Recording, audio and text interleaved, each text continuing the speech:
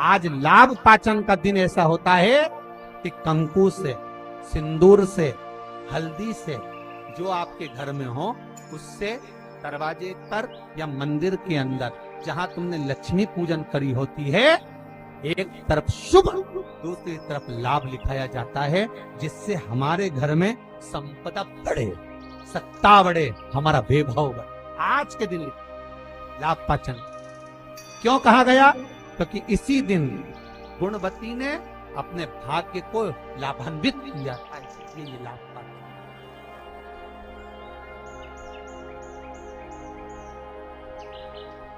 बहुत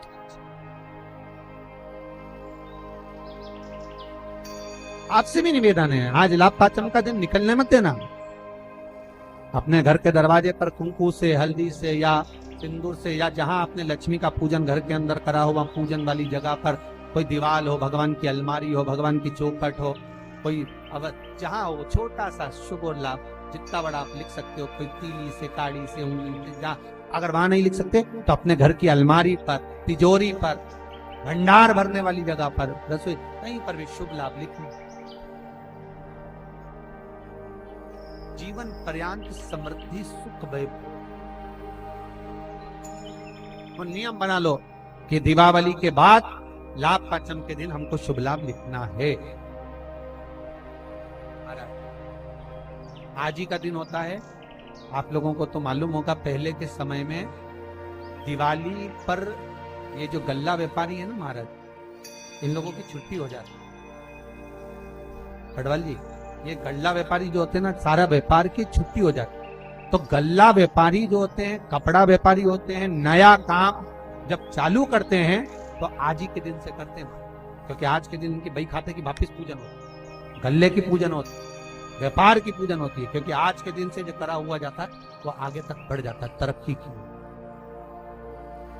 वकील, ये जो जितने अपने ये जीवन बीमा निगम करने वाले होते हैं, या LIC वाले होते हैं, या गाड़ी वाहन वाले होते हैं, या अन्य जितने भी होते हैं, इनको आज के दिन अपने काउंटर पर, अपनी पेन पर, लीड पर जो काम करते हैं वहां पर शुभ लाभ लिखना जरूरी होता है। कई लोग बाहर रहते हैं, नहीं लिख पाते, तो एक कोरे कागज पर कुंकू से शुभ लाभ लिख लो और वो घर पर जाकर बाद में चिपका दो। पर आज के दिन शुभ लाभ जो लिखा जाता है वो जीवन पर्यंत सुख समृद्धि में कमी, आनंद देने वाले। इसी तरह जैसे तांबे की प्लेट में रखा हुआ चंदन, तांबे की प्लेट में अगर चंदन रखा है और वो अपन ने लगा दिया तो वो चमड़े के बराबर हो जाता है। इसलिए तांबे की प्लेट का चंदन किसी को नहीं चढ़ाया जाता, किसी देवता को नहीं लगाया जाता। पंचमी के दिन 5 दीप भगवान के सामने प्रज्वलित कर कर अपने दरवाजे के पास में बाहर की ओर रख देता है। उसके घर में कभी रोग, बीमारी और लक्ष्मी की कोई कमती नहीं होती, उसका जीवन सार्थक हो जाता है। कई बार शिव जी के ऊपर, भगवान के ऊपर, आपके घर के मंदिर में कई लोग जो पुष्प चढ़ाते हैं, वो पुष्प चढ़ाने का तरीका भी लोगों को नहीं मालूम। जो फूल चढ़ाते हैं वो कई बार देवता के ऊपर रख देते हैं इस तरह से। भैया, शास्त्र कहता है जिसके ठाकुर जी पर, जिसके मंदिर में, जिसके देवी देवता पर अगर पुष्प को उल्टा रख दिया जाए तो जितने शुभ कार्य हमारे घर में होने वाले रहते हैं वो सारे टलते चले जाते हैं। आज की जगह कल, कल की जगह परसों, परसों की जगह नरसों, नरसों की जगह खरसों। तुम करके देखना, अपने आप शुभ कार्य टलेंगे। इसलिए भगवान के सम्मुख में जो पुष्प चढ़ाया जाता है वो सीधा चढ़ाया जाता है। यहां तक शास्त्र कहता है अगर भगवान को पुष्प चढ़ा रहे हो तो अगर सीधा और उल्टा नहीं मालूम तो नीचे की जो डांट है उसको तोड़ दीजिए और पत्ती की पत्ती, पंखड़ी की पंखड़ी भगवान को समर्पित कर दीजिए। वो शिव जी को स्वीकार होगा, वो भगवान को स्वीकार होगा। ये उसी में कहा है, उसी में का शुक्र है। जैसे पानी में पड़ा हुआ पुष्प, काय में पड़ा हुआ, अरे बोलो जम के, पानी में। कई माताओं की आदत रहती है, हमने कई ब्राह्मणों को भी देखा, कई लोगों को देखा, क्या करते हैं, कमंडल ले जाते हैं, कमंडल डोलची, कमंडल में पानी रहता है, एक बाल्टी में पानी रहता है और पेड़ पे से तोड़ तोड़ के उसमें डालते रहते हैं। फूल को तोड़ा, उस बाल्टी में डाल लिया, बाल्टी में पानी है, उस पानी में फूल डल गया और अगर पानी में फूल डल गया और उस फूल को निकाल कर आपने महादेव को समर्पित करा, देवी देवता को समर्पित करा, ठाकुर जी को समर्पित करा, कृष्ण राम नारायण लक्ष्मी को समर्पित करा, तो जो पानी में पड़ा हुआ फूल निकाल कर अगर हमने देवता को चढ़ाया तो वो निर्माल्य के तुल्य हो गया। काय के तुल्य है? निर्मल। निर्मल जानते हो? भगवान पे चढ़ा हुआ फूल, मतलब उसका कोई परिभाषा नहीं है, तुम कितने ही चढ़ा लो, वो निर्माल्य के तुल्य। अगर पानी में पड़ा हुआ पुष्प निकाल कर पानी के लोटे में से, पानी के कलश में से, पानी की बाल्टी में से उठाकर चढ़ाया है तो वो निर्माल्य हो गया, मतलब चढ़ा चढ़ाया फूल हो गया, उसको भगवान स्वीकार नहीं करते, याद रखिए। निर्माल्य।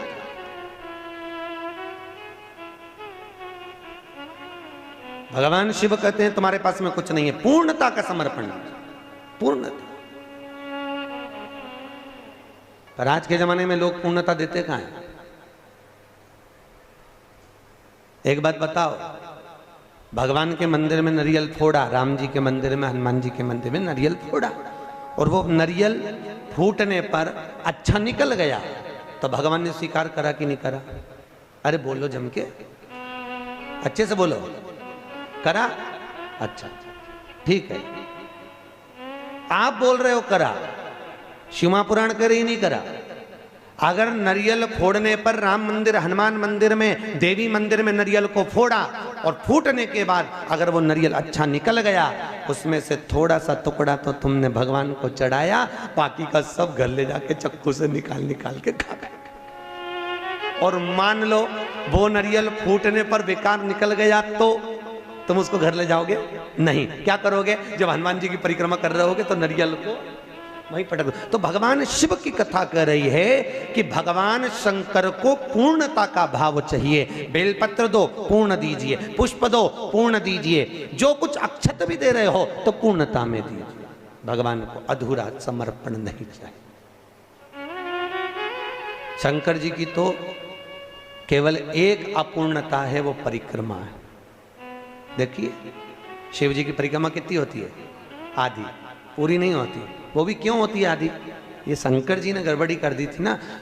बड़ा जो बेटा था वो माँ को प्रिय था और छोटा बेटा, अरे बोलो तो, बाप को प्रिय था।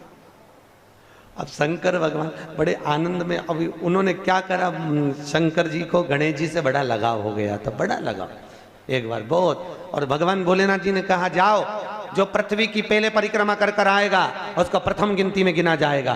कार्तिकेय तो गए मोर पर, गणेश जी बैठे चूहे पर, और माता पिता की परिक्रमा लगा ली। अब माता पिता की परिक्रमा लगाई तो शंकर भगवान को हंसी आ गई और शंकर जी ने रोक कर कहा बेटा क्या कर रहे हो? भोलेनाथ जी से कहा पिताजी मैंने आपकी परिक्रमा लगा ली, तमेव माता च पिता तमेव बंधुश्च सखा तमेव, मैंने आपकी परिक्रमा लगा ली, मतलब मेरी पृथ्वी की परिक्रमा हो गई। तो भगवान भोलेनाथ ने कहा गणेश मैं तुझे प्रथम गिनती में गिनता हूं तो पहले पूजा जाएगा।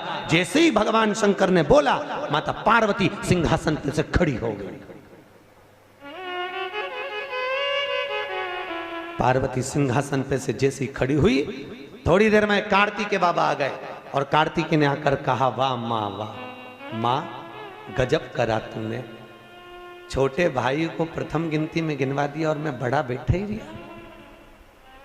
मैं तो परिक्रमा करने गया था माँ, परिक्रमा गणेश ने करी वो तुम्हारी करी, पर पिता के वचन को अगर निभाया तो मैंने निभाया है कि जो पृथ्वी की पहले परिक्रमा कर कर आएगा वो प्रथम गिनती में गिना जाएगा। मैंने पृथ्वी की परिक्रमा करी है, माना आप माता हो, माना आप पिता हो, पर गिनती तो वही कराई जाए।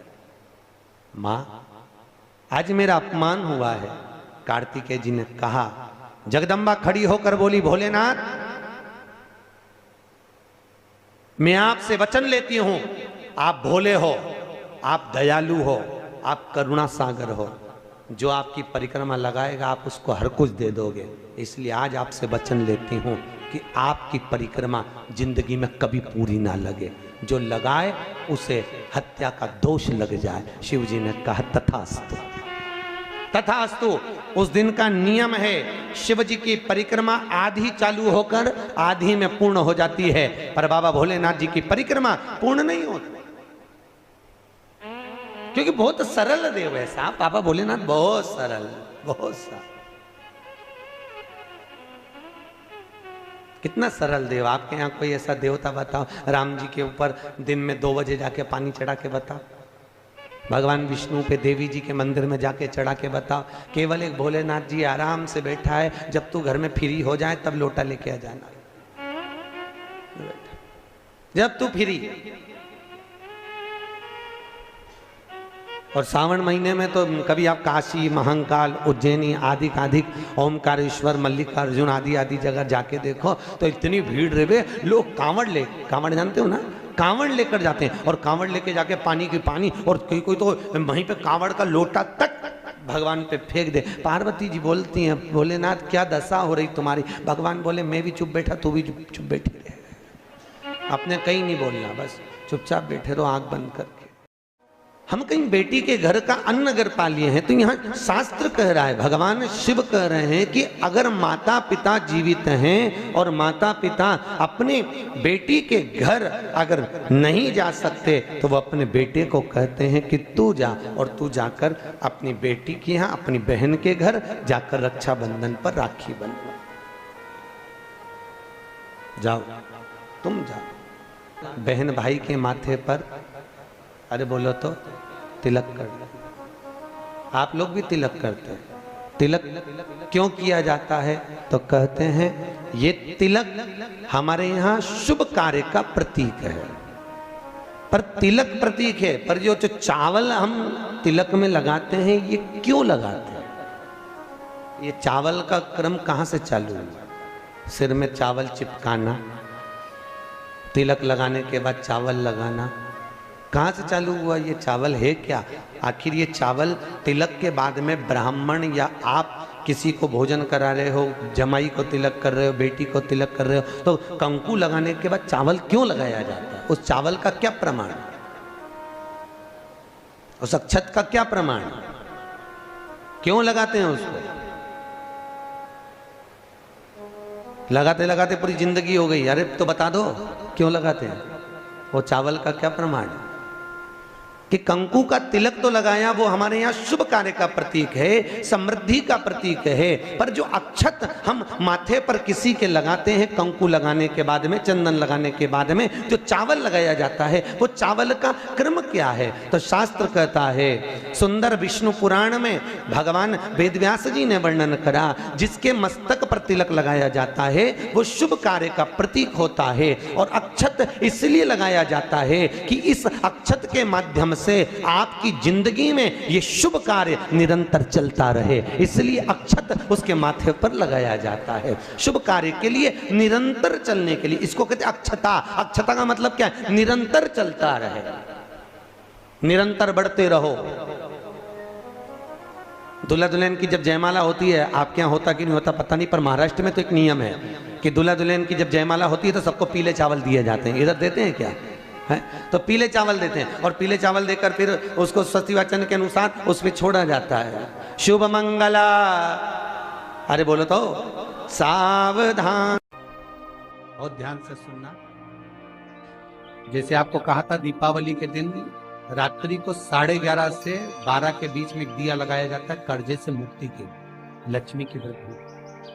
अब अमावस्या तो चली गई, दिवाली चली गई, पर अभी भी बाकी है गोपाष्टमी और आंवला नवमी, फिर एकादशी, द्वादशी, प्रदोष, फिर उसके बाद में हरिहर मिलन, वैकुंठ चतुर्दशी, फिर पूर्ण।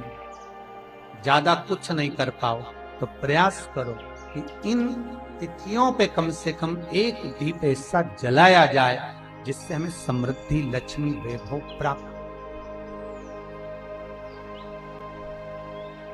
घर में भी जो दिए रखे जाते हैं, आपको पहले भी कथा में कहा, विष्णु पुराण मंगरूपी, कि घर में जो दिया होता है वो दीपक भी कोई साधारण नहीं होता, उस दीपक की भी महत्वता है, उस दीपक का भी वर्णन है महाराज। और कई तरह के दीपक होते हैं, और दीपक का भी विधान वर्णन किया गया, उस दिए का भी वर्णन किया गया। यहां तक शास्त्र कहता है कि घर में अगर किसी को बहुत तेज बुखार आ गया है, बहुत तेज बुखार, और बच्चा उस बुखार में तप रहा है, बहुत तप रहा महाराज,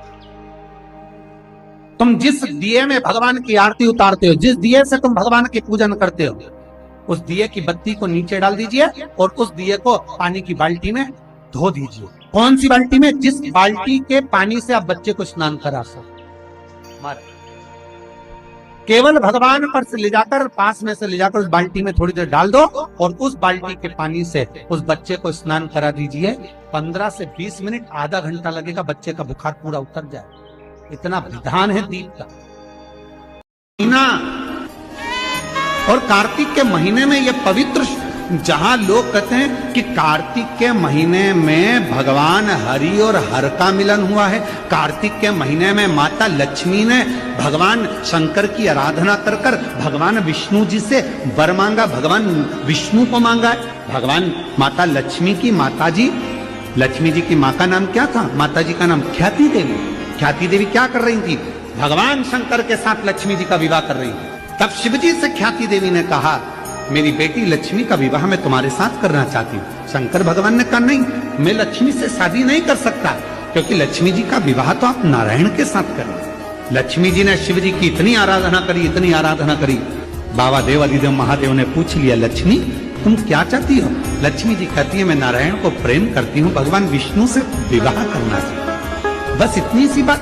लक्ष्मी, मैं तुम्हें वर देता हूं, कार्तिक के पूरे महीने में लक्ष्मी तुमने मेरे मंदिर में दीप जलाया है, कार्तिक के पूरे महीने में लक्ष्मी तुमने मेरी आराधना करी है, मैं शिव लक्ष्मी आज तुम्हें वर देता हूं कि तुम्हें भगवान नारायण प्राप्त होंगे। और जो कार्तिक के महीने में जो शिव का स्मरण करेगा, जो लक्ष्मी का पूजन करेगा, उसके घर में नारायण लक्ष्मी दोनों प्रवेश करेंगे, उनका उद्धार करेंगे। भगवान भूत भावन भूतेश्वर, भगवान शिव ओघड़ी दातार दयालु मेरा शंकर ने आज्ञा करी भगवान ब्रह्मदेव को कि ब्रह्मा जी, मेरे स्वरूप का जो दर्शन कर रहे हो, आधा पुरुष आधा नारी में बना हूं, और मेरे स्वरूप का दर्शन कर कर आप एक कर्म करिए कि आप इस सृष्टि का निर्माण करो। और भगवान ब्रह्मा ने सृष्टि का निर्माण करने के लिए भगवान शंकर के अर्धनागेश्वर स्वरूप का दर्शन किया।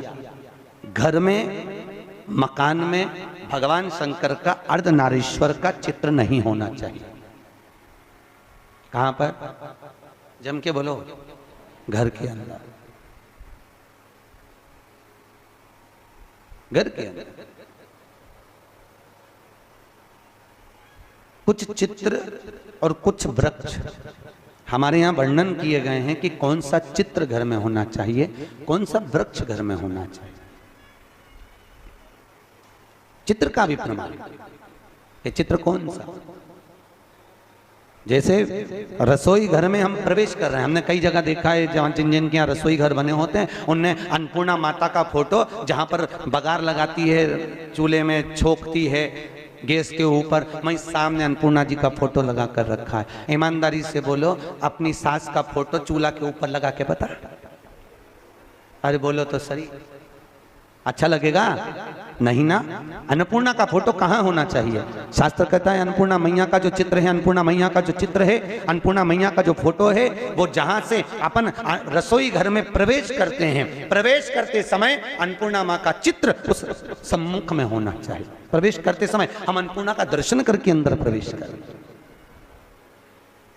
ना कि चूल्हा जल रहा है उसके ऊपर। अन्नपूर्णा मैया का प्रवेश द्वार पर क्यों? अंदर जो भी जा रहा है, अंदर जो भोजन बनाने जा रहा है, वो अन्नपूर्णा के तुल्य है, अन्नपूर्णा। पर आज के जमाने में महाराज जी रसोई घर तो हाल के पास में बना देते हैं, सामने टीवी चलती रहती है और बहुएं भोजन बनाती रहती है। दिन भर वो नाटक में कहीं की ना कहीं की रोटी मिलती है, तो वो जो भोजन बनाए वो भी भोजन में टीवी देख देख के बनाए, तो नाटक का सारा असर व रोटी में आ जाए, तो जो खाए वो घर में 24 घंटा रोता ही नहीं ले, 24 घंटा रोता नहीं। भोजन, भजन, धन और नारी, ये चार पर्दे में अच्छे लगते हैं। क्या क्या? जम के बोलो। भोजन, भजन, धन और नारी, ये 4 पर्दे में अच्छे लगते हैं। भोजन करो तो पर्दे में बैठ कर करो, भोजन बनाओ तो पर्दे में बनाओ, और धन भी रखना है तो पर्दे में रखिए, तिजोरी में रखिए। और भजन करना है तो गौमुखी माला भी अपने गौमुखी के अंतर्गत होना चाहिए, भजन भी पर्दे में हो और नारी भी।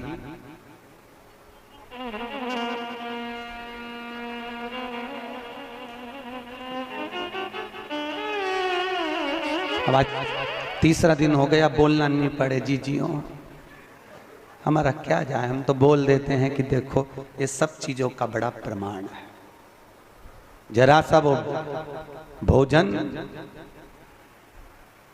जरा सा भोजन, वो दुर्योधन ने कहा शकुनी मामा से, मामा मेरे इतने भाई मर रहे हैं और 5 पांडव नहीं मर रहे, अगर इनको मारना चाहे तो भीष्म पितामह 2 क्षण में मार दे। आखिर ये भीष्म पितामह को क्रोध क्यों नहीं आ रहा, इनको गुस्सा क्यों नहीं आ रहा? तो कहा इनको गुस्सा ना आने का कारण केवल इतना है क्योंकि भीष्म पितामह जब भोजन करने जाते हैं तो भोजन जो भीष्म पितामह करते हैं वो पर्दे में करते हैं। अगर भीष्म पितामह के भोजन पर चंडाल की दृष्टि पड़ जाए तो भीष्म पितामह को क्रोध आ जाए। तो मामा ये बताओ कि उस भीष्म पितामह के भोजन पर चंडाल की दृष्टि पड़ना है तो भीष्म पितामह तो एकांत में भोजन करते हैं, पर्दे में भोजन करते हैं, फिर मैं चंडाल कैसे भेजूं? इतने में शकुनी मामा ने कहा भांजे तू चंडाल से कम है क्या, तेरी दृष्टि दे दे, तो तेरी दृष्टि दे। और जैसे दुर्योधन ने कहा मामा तो मुझे चंडाल कह रहे हो, नहीं कह नहीं रहा, मैं तो प्रैक्टिकल करने की बात कर रहा हूं, प्रैक्टिकल करके देख ले। और जैसे ही दुर्योधन ने भीष्म पितामह के भोजन पर अपनी दृष्टि दी और आज भीष्म पितामह ने संकल्प ले लिया कि कल का सूर्यास्त होते हुए अर्जुन नहीं देख पाएगा, मात्र भोजन करा और बुद्धि बिगड़ गई। ये भोजन का असर है।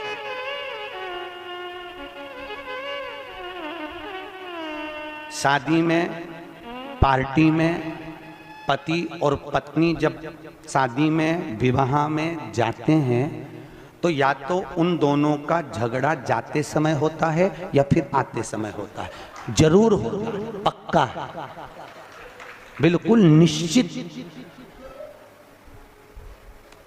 अगर अभी जाते समय अच्छे से जा रहे हैं दोनों स्माइल देते हुए, तो जब गाड़ी पे आएंगे तो वो आगे चलाता रहेगा और ये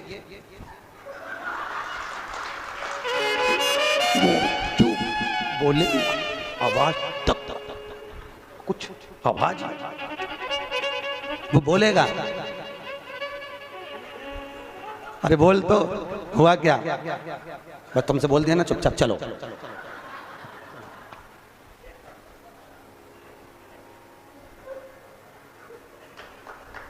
चलो चुपचाप, क्यों? अब कोई समझ तो पाया नहीं, कथा में समझ जा। भोजन का असर है, जैसा खाया अन्न वैसा हो गया मन। हमारे अग्रवाल जी द्वारा रोज कथा के बाद में प्रतिदिन शाम को भंडारा प्रसादी रखी जाती है। क्यों? क्योंकि जो भोजन बन रहा है उसमें यहाँ की कथा का पूरा प्रेशर पड़ रहा है और वो अन्न शुद्ध होता जाता है। तो जितना खाकर जाएंगे घर जाकर भी रात में भी सपने में शंकर जी नजर आएंगे, सपने में भी भोलेनाथ दिखेगा। और शादी पार्टी में से भोजन कर कर आओगे, अब रेंदो कथा पे चले, तो सपने में भी कुछ नहीं दिखना। भोजन का जैसा खाया अन्न वैसा हो गया मन। भोजन का बड़ा असर, जैसा पिया पानी वैसी हो गई पानी, और जैसा पिया दूध वैसा बन गया बुद्धि। बुद्धि कैसे से बनती है? दूध से। गौ माता का दूध पियोगे तो गाय जैसे निर्मल हो जाओगे, थैली का पियोगे तो थैली, डब्बा पियोगे तो डब्बा। तुम जैसा दुग्ध का पान कर रहे हो वैसी अपनी प्रवृत्ति बन रही है। भीष्म गीता के अंतर्गत भीष्म पितामह ने बाणों के सैया पर पड़े रहकर अर्जुन को ज्ञान उपदेश दिया। अर्जुन, 4 तरह का भोजन बेकार होता है। अर्जुन ने पूछा महाराज कौन कौन सा पितामह? पितामह ने कहा 4 तरह का भोजन बेकार है। पहला, अर्जुन जिस भोजन की थाली को कोई लांग कर चले जाए वो नाली में पड़े हुए कीचड़ के बराबर है। दूसरे नंबर का भोजन, जिस भोजन की थाली में ठोकर लग गई वो कीचड़ के बराबर है। और तीसरे नंबर का भोजन, जिस भोजन की थाली में केश पड़ा हो, बाल पड़ा हो, वह दरिद्रता प्रदान करने वाला होता है। और चौथे नंबर का भोजन, अर्जुन सुन, पति और पत्नी अगर एक ही थाली में साथ बैठकर भोजन कर रहे हो तो वो मदिरा के बराबर होता है। मदिरा के तुल्य है। और अर्जुन, पति के जीवने के बाद अगर पत्नी उसी थाली में भोजन करती है तो वो चारों तीर्थों के मंदिर के प्रसाद से बड़ा महाप्रसाद बन जाता है। उस प्रसाद को वो ग्रहण करती। अब तुम्हें सास कितना समझाती है, बेटा साथ में बैठ के मत खाओ, पर तुम्हें बुरा लगता है, तुम्हें लगता है बताओ ये तो हमारा भला ही नहीं चाहती, हमारा बुरा चाहती। भैया वो क्यों कह रही है, उसको मालूम है कि ये भोजन श्रेष्ठ नहीं होगा। हाँ, अगर दोनों को साथ बैठ के खाना है तो 2 थाली लगाओ, एक साथ बैठो, एक साथ खाओ, मना नहीं है, पर भोजन की एक थाली में दोनों को भोजन नहीं करना चाहिए।